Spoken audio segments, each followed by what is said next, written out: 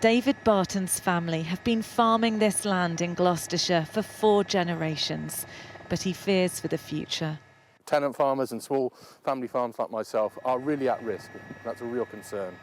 His business is beef, but he doesn't know how much he'll get under the new payment scheme for farmers. The biggest disappointment for me is that food production isn't at the very heart of it. It absolutely should be. And if it isn't, if we have to import food from all around the world, that can't be good. The government's Environmental Land Management Scheme will replace current payments, but farmers say they've been given so little information they don't know how it'll work. I've been engaged with this for about 4 years now as it's been sort of progressing through, and I'm no wiser now than when I first started looking at it. At the moment, farms get direct payments that focus on the amount of land owned. The new scheme will include funding for landscape recovery projects like rewilding, as well as payments to farm more sustainably.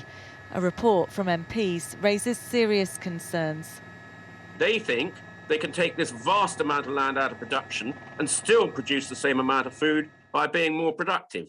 I think that is naive at best. At worst, it's failing the nation because we need to really consider how we're going to feed them.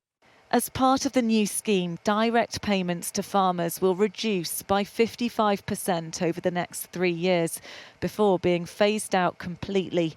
That would reduce the average annual net profit of farms in England to £22,800, a fall of 53% compared to previous years. And there's a warning that more than a third of farms will actually make a loss. But the government says it wants to see profitable farming businesses producing nutritious food and will safeguard food security. It adds that schemes are voluntary and farmers will be able to choose which actions work best for their businesses.